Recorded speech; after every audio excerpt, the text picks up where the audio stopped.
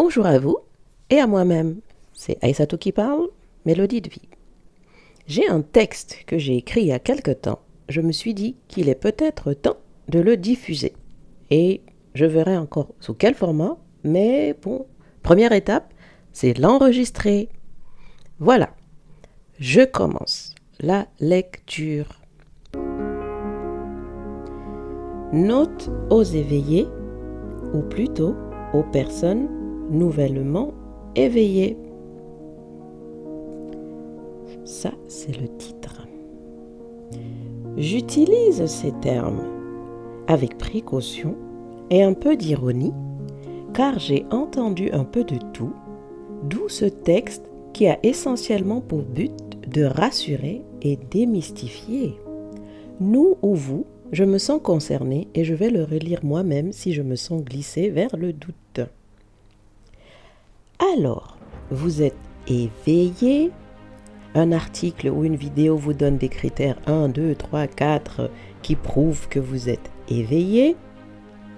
Vous vous sentez un peu différent. Vous avez eu quelqu'un qui a eu la gentillesse de vous faire comprendre que vous étiez éveillé. Ok, on vous dit que vous avez pris la pilule rouge de Matrix, que vous êtes tombé dans le terrier du lapin blanc, ou alors, ou d'autres termes que vous ne comprenez pas très bien, etc. Bon, ne vous inquiétez pas, cela ne change pas que vous restez toujours vous.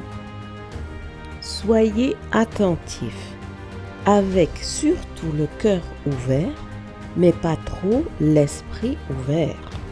Je m'explique. Dans ces moments où nous pouvons être un peu perdus, il y a des personnes qui peuvent tenter de nous faire douter de nous en disant « Pas encore assez éveillé. Oh, tu as tellement à apprendre. Pourquoi tu dormais avant? Moi, je sais que... » Vous nous retardez dans notre évolution. Vous nous retardez dans l'évolution de la planète. Bref, il peut y avoir un accueil pas très enthousiasmant. Bon, oubliez tout ça, car il n'y a pas de compétition sur le chemin. Je répète, il n'y a pas de compétition sur le chemin. Laissez dire et faites votre chemin à vous. Évitez soigneusement ces personnes, articles, vidéos qui vous tirent vers le bas et ou qui génèrent la peur et la culpabilité. D'ailleurs, si vous comprenez déjà en un mois ce que d'autres ont mis des années à assimiler, cela montre bien que chacun a son chemin. Aussi, tout a été fait par la vie, vos guides, vos anges, ce que vous choisissez, pour que tout soit progressivement plus facile et plus facile pour ceux qui s'éveillent plus tard. Alors, restez bien dans vos bottes et poursuivez votre recherche intérieure en conscience, mais aussi en toute humilité. Parfois, vous rencontrerez les mêmes problèmes qu'avant, et parfois pire. Parfois, vous rencontrerez des personnes qui vous apaiseront, et parfois des situations extrêmes que vous ne vous souviendrez pas avoir jamais subies, ou même les deux. Enfin, ne vous inquiétez toujours pas. Vous restez toujours vous, même si votre environnement change.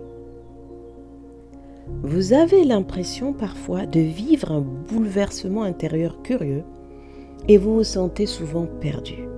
Eh bien, vous restez quand même vous-même. Mais surtout, cela signifie aussi que vous enlevez progressivement ce qui perturbait votre vrai moi. Et il émerge parfois en fanfare. Apprendre, ressentir, faire de la place au cœur, partager, éviter d'être dans un état de victime. Aussi, éviter d'attendre un ou des sauveurs, quels qu'ils soient, pour vous rassurer. Si jamais il y en a qui débarquent, tant mieux, mais l'objectif est d'abord interne. réussir à se faire confiance, à s'aimer et à faire confiance à la vie. Attention toutefois aux pièges qui sont de plus en plus nombreux. Ne tentez pas d'assimiler en une fois tous les nouveaux termes qui vous bombardent ou encore toutes les nouvelles techniques extraordinaires dont vous entendez parler. N'achetez pas des gadgets qui promettent la 5e dimension. Ne restez pas des heures à écouter des personnes qui parlent de choses fascinantes, mais sans plus. Peut-être moi aussi. Ne jetez pas à la poubelle tout ce en quoi vous croyez sans faire un vrai tri venu du plus profond de votre cœur. Ce n'est pas parce qu'il y a une nouvelle connaissance, un nouvel apprentissage, une nouvelle spiritualité que tout ce qu'il y avait avant était injustifié. Il ne sert à rien de faire comme les autres, ou alors parce que tel a dit. Ressentez ce qui vient du plus profond de vous et avancez en accord avec cet intérieur-là. Ne tentez pas non plus de férocement convaincre d'autres ou de les traîner vers ce qui vous passionne vous. Rappelez-vous, chacun son chemin. Oui, chacun son chemin. Parlez-en si vous le sentez juste, mais surtout ne forcez rien et n'en veuillez à personne. Recherchez systématiquement ce qui vous semble le plus juste pour vous et qui parle à votre cœur, ce avec quoi vous raisonnez. Et quittez-le quand vous sentez que vous avez besoin d'autre chose qui vous nourrit le cœur.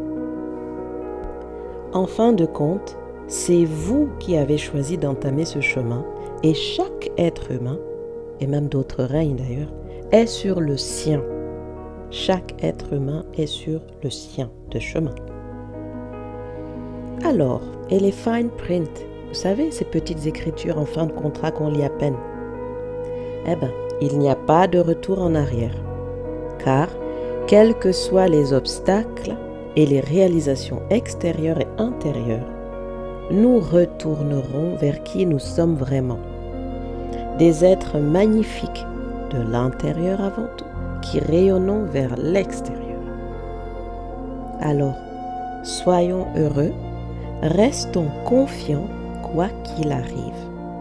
Nous sommes bien plus forts que nous ne le croyons.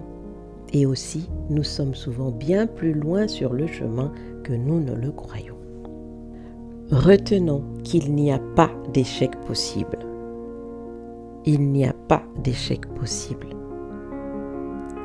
Que notre cœur soit avec nous et vice-versa. Fin de l'enregistrement. C'était Mélodie de vie, Aïssatou, qui le lisait. Bonne journée à vous. À bientôt peut-être.